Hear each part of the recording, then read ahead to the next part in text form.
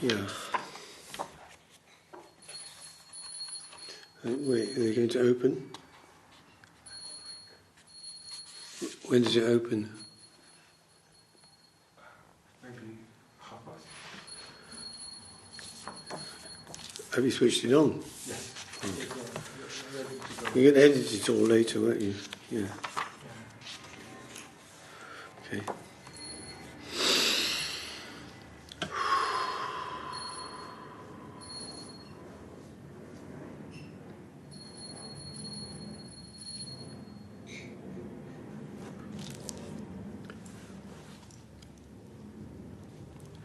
In the Light of Loving Devotion by Swāmī B.R. Śrīdhar, with contemporary endnote explanations by Swāmī B.S. Tridaṇḍī.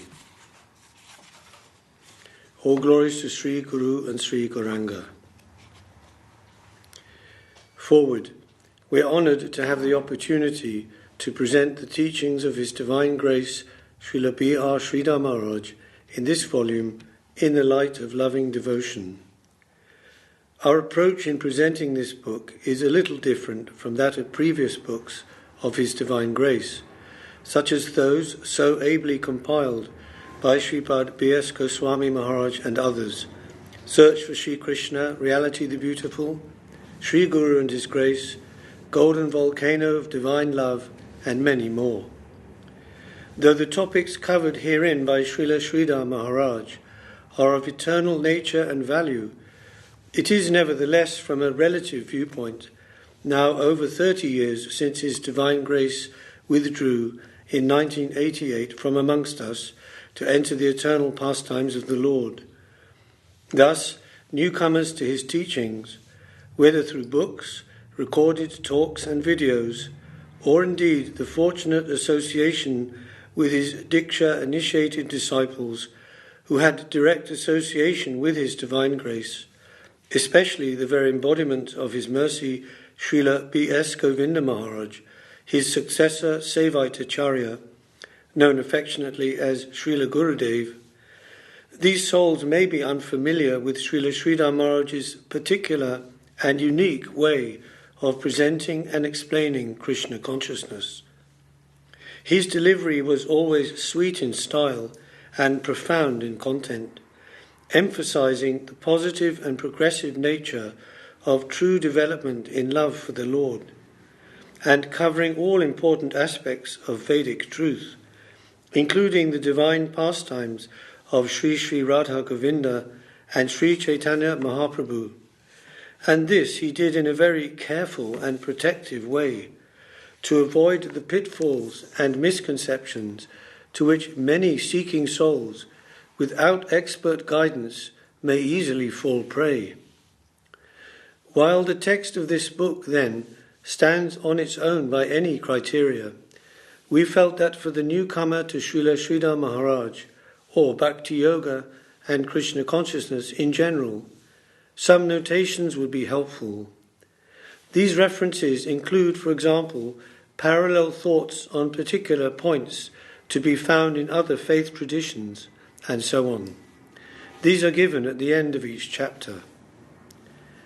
As the titles of the 3 parts of the book suggest, the talks follow a kind of progression which can be seen to fall roughly into the aspects of sambandha, relationship and environment, abhideya, means to the end, devotional practice, and prayojan, the goal or destination, love of Krishna, as delineated by the Rupanuga Acharyas. However, due to the broad and comprehensive nature of Srila Śrīdhar Mahārāj's expression, in the text this division is by no means exclusive, and there is interpenetration, overlap, etc. Srila Śrīdhar Mahārāj's words proceeding from his high realizations are, as so many have attested, ever fresh. They can be read repeatedly, and deeper meanings will always reveal themselves. We pray and we are sure that sincerely seeking souls must benefit from them here. Part 1. The Call of the Soul. Chapter 1, Soul Gems. First jewel, From Dream to Reality. Srila Śrīdhar Mahārāj, we are in the midst of a discordant element, a discordant atmosphere. We should try with proper adjustment to be a member of the world of harmony. Student, yes, we do not want another world war. We want only harmony, Srila Śrīdhar Mahārāj. The world war will come and go. Creation and dissolution is everywhere, in small scale or bigger scale. It is the nature of this world of matter. But we should be properly adjusted. The whole world may vanish, and we may not be affected in any way. Dev-Goswāmī advises Parikshit Mahārāj, just kill your animal consciousness, that you will die. You are not this body. Don't identify yourself with this material body. You are a subject, an onlooker. You are a seer, a feeler of this material creation. You are a separate entity. You are soul. When the body dies, you don't die. Na hanyate hanyamane sharire. When the body is killed, the soul is not killed. He remains. The footnote, quoting the verse from Bhagavad Gita, Na jayate mriyate va kadachin, nayang bhutva bhavita va na bhuya, ajo nitya shashvato jang purano, na hanyate hanyamani sharire. Srimad Bhagavad Gita 2:20. Quote, the soul is neither born nor dies. It has neither been nor will be created because it is unborn and eternal. It is ever youthful and yet ancient. It is not destroyed when the body is destroyed, unquote. So you must, back to the text, so you must sever yourself from your body consciousness and seek your prospect in the higher sphere. Don't think that your prospect must be in this material world and that with the death of this material body you will die. No. Even the atom bomb cannot do any harm to you. Nainam chindanti shastrani, nainam dohati pavaka. Weapons cannot pierce the soul, and fire cannot burn it. Footnote 2, the verse from Srimad Bhagavad Gita 2:23. Nainam chindanti shastrani, nainam dohati pavaka, na chainam kridayant apo, na shoshayanti maruta. Weapons cannot pierce the soul, and fire cannot burn it. Water cannot wet it, and air cannot dry it.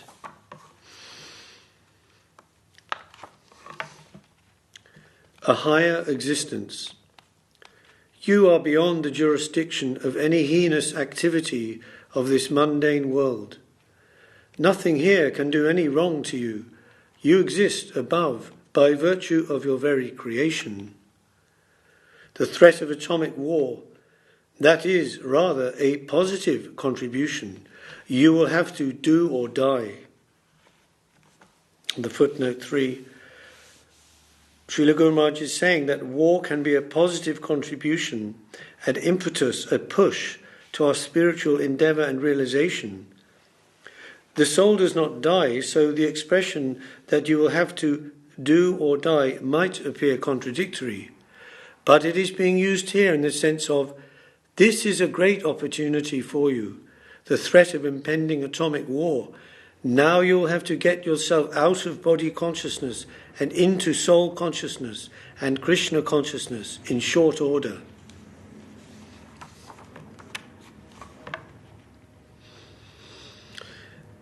Back to the text. There is this physical civilization and the spiritual civilization. Spiritual culture, civilization says, come hither, or be the victim of the atom bomb. Don't identify yourself with the physical body, for that is always in danger, wholesale.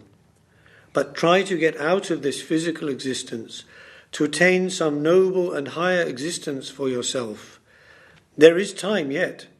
Whatever time is in your hand, utilize it to free yourself from your mal-identification that you will die by the atom bomb. You won't die.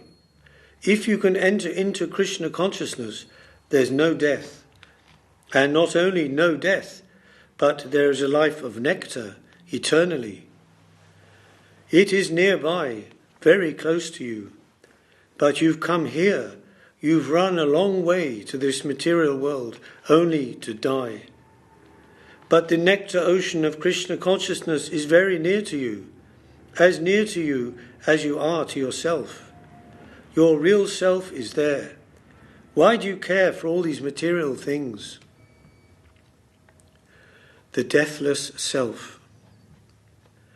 At the conclusion of the Śrīmād Bhagavatam, the warning is given to Parikshit Mahārāj and to all of us. This animal consciousness, bucchayet, taṇ tu rajan marishyati, pashu buddhiṃ imam jahi. And the footnote 4, the verse from Śrīmād Bhagavatam 12.5.2. Taṇ tu rajan marishyati, pashu buddhiṃ imam jahi. Na jata prag abhutoja, dehavat taṇ na nankshasi. Quote, O king, give up the animalistic mentality of thinking, I'm going to die. Unlike the body, you have not taken birth. There was not a time in the past when you did not exist, and you are not about to be destroyed. Unquote.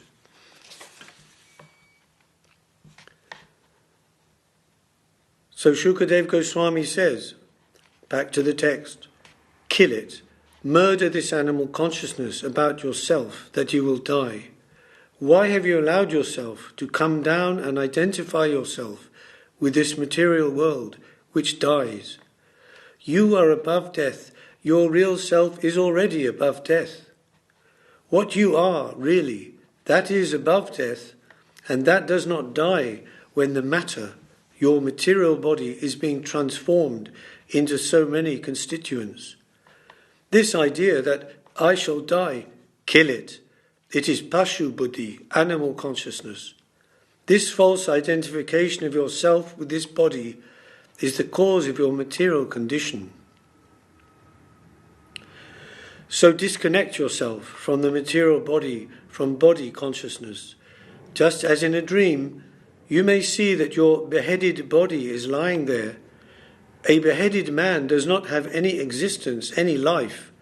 But in your dream you see that and identify with it and suffer so much. All of what you are seeing now, it is like that, like a dream. But you are independent as a seer of this world. If the world is being destroyed, you are an onlooker. Oh, the world is being destroyed. From aloof you are looking. You are not included there. You can make yourself separate from this mal-identification. So Shukadeva Goswami tells Parikshit Mahārāj, there is enough time. You do it. Immediately begin. And footnote 5. This advice can be found in Shukadeva Goswami's initial answer to the question of Maharaj Parikshit. At this crucial time, when I have only 7 days to live, what is my duty? What should I do? Maharaj Parikshit was confused by a variety of opinions and advice offered by sages of different schools of Vedic thought, and he sought a definitive answer.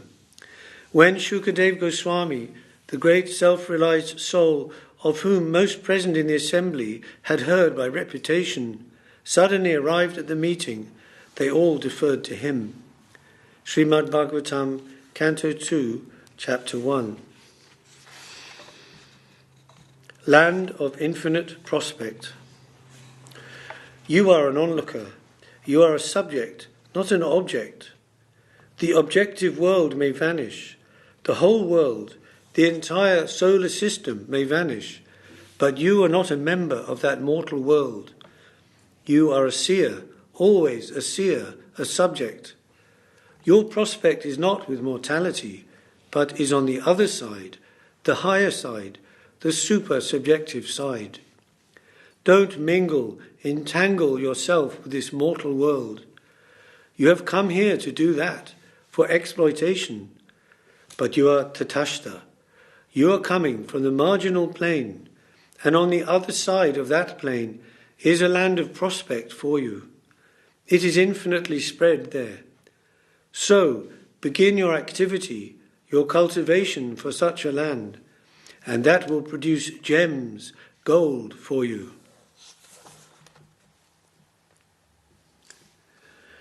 Second jewel, the nature of the soul. Question: why is it that we are deceitful? Śrīdhar Mahārāj: the vulnerability, the weakness, imperfection is within us. It is within our construction as soul.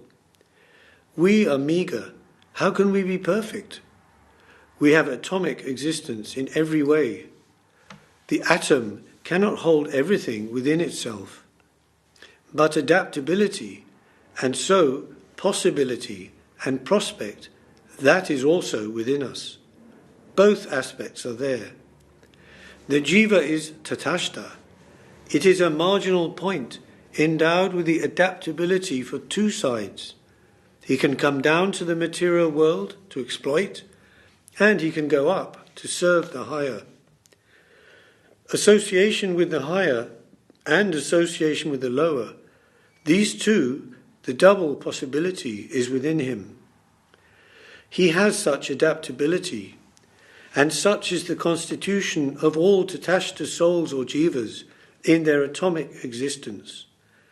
It is something inconceivable, but it has been explained in this way, ultimately. And a footnote. Explained in this way, that is, not by philosophical speculators, but by the scriptures, Vedas, Puranas, etc., and the bona fide saints and Mahajans or authorities on devotional service. Back to the text. When argument is pushed to the limits of our understanding, we have to follow this way, this line of thought. We have to accept such beginning data. We have to begin with data of such nature, both the innate vulnerability and the adaptability of the soul. Then we can explain the possibilities of life, the different ways the soul may go. Dynamic character within. Sri Chaitanya Mahaprabhu says, Jivera Swarūpa hai, Krishnera Nitya Das. The inner prospect of eternal service to Krishna is there in the jiva. Krishnera Tatashta Shakti Bhed Abhed Prakash. But he has come from and he is found in a particular potency of Krishna, of the Absolute, which is Tatashta. Footnote 2.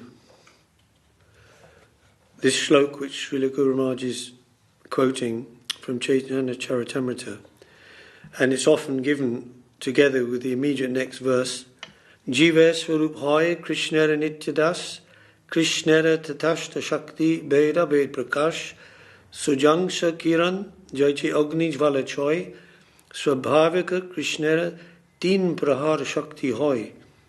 From Madhya Lila 20, 108 to 109, quote, it is the living entity's constitutional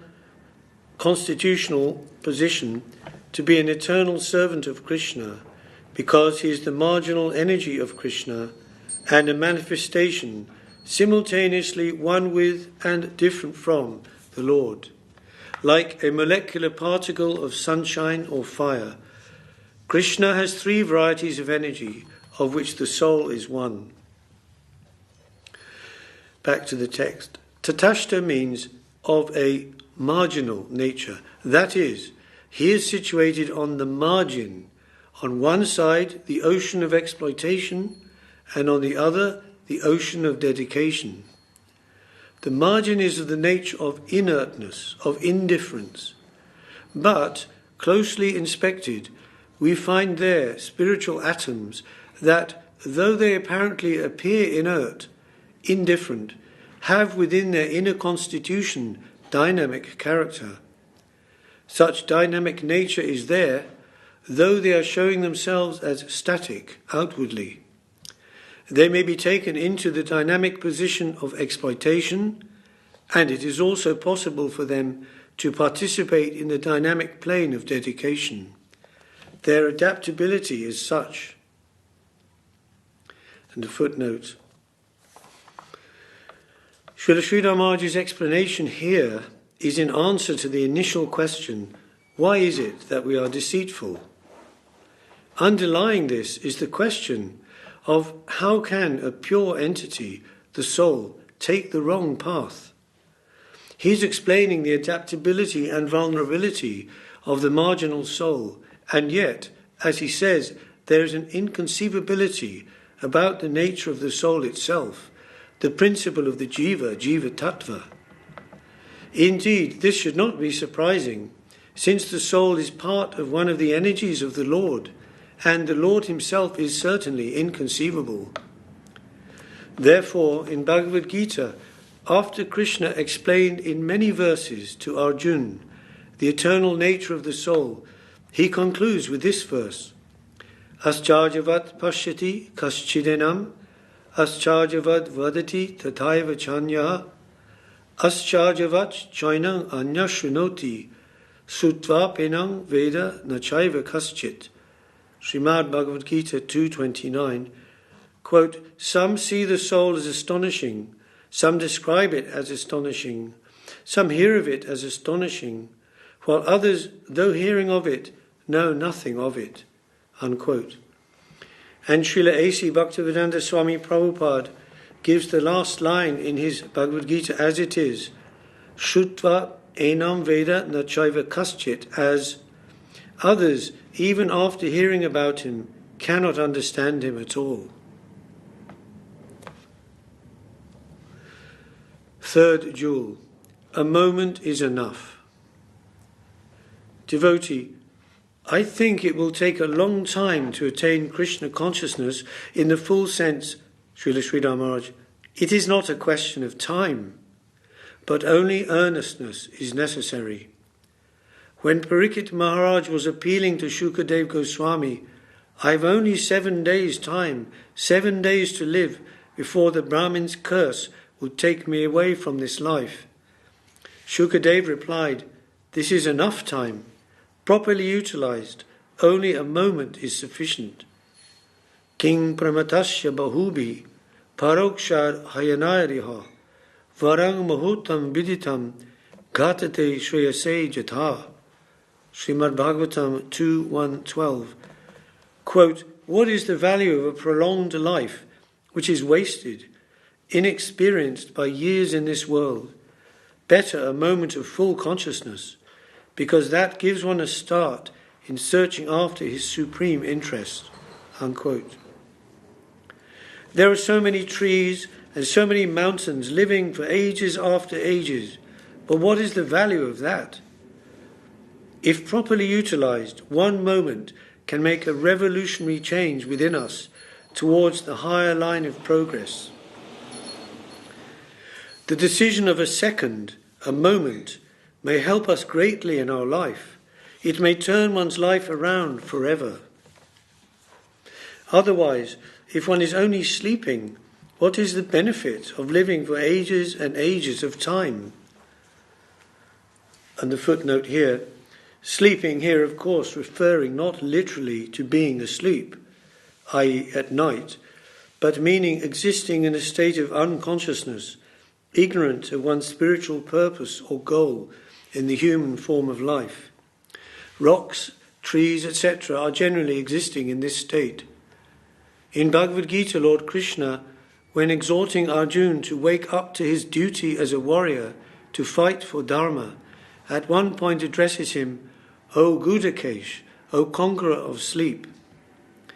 And in another verse, Bhagavad Gita 2.69, Krishna says, Yanisha sarva bhutanam tasyam jagati samyami yasyang jagrati bhutani sanisha pashyato mune. What is night for all beings is the time of awakening for the self-controlled, and the time of awakening for all beings is night for the introspective sage. One moment, back to the text, one moment if it is utilized for searching after truth, Atma Samiksha, self-analysis, who am I? That is the beginning of our eternal fortune. To inquire after our own self, who am I? Where am I at present? And what is my future prospect? Our eternal fortune begins from here. Universal questions. So Shukadev Goswami says, King Brahmatasya Bahubi Parokshar Hayanair Iva Varang Bahuttam Viditam. Years and years passed in unmindful existence. A life unmindful of one's own interest. What is the good of that? And footnote 2. Mindful and unmindful of one's own existence. The term mindfulness, made popular especially from Buddhist texts on meditation, has in recent times become a soundbite to supposedly validate any number of spiritual paths or teachings. Its secularized use in various forms of meditation has, however, been found effective in a psychological context, in hospitals and prisons, and for war veterans with post-traumatic stress disorder, etc.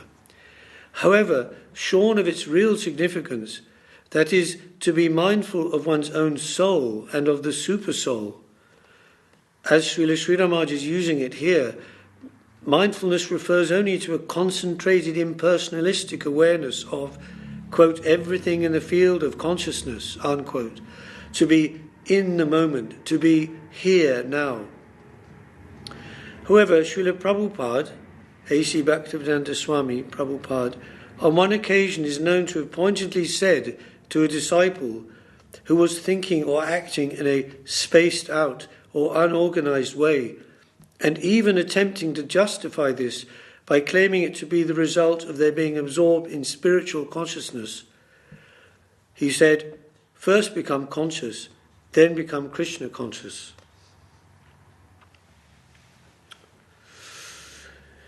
Back to the text, if even in a moment you are conscious, you carefully utilize that time to find out your own solution, to become mindful of the solution of your life, to ask, who am I? Where am I? And from where have I come? And what is my prospect? This tackling of the universal questions is the beginning, the start of your spiritual prospect. That searching tendency comes from Sukriti, a footnote, Sukriti, auspicious spiritual fortune, which manifests as the tendency for serious spiritual search. It is produced from the mercy of the Lord, received through the medium of service rendered to his agent, the devotee, initially done unknowingly, agata sukriti, and later with knowledge and intent, gata sukriti. The mercy of the Guru or devotee, Vaishnav, Guru Kripa, Vaishnav Kripa, is intimately related with the mercy of the Lord, Bhagavat Kripa. When such sukriti, back to the text, when such sukriti is accumulated sufficiently, it becomes Shraddha, faith, and then Krishna consciousness. But in the beginning there must be such self-analysis, self-inquiry, Atma Jigasa, Brahma Jigasa, to want to know, to ask these questions, who am I, and what is my spiritual future? With such self-analysis your fortune begins. Then when one goes to look and to compare, what should be your best prospect? Brahma consciousness, Paramatma consciousness, Narayan consciousness, then Krishna consciousness. All these alternatives will come.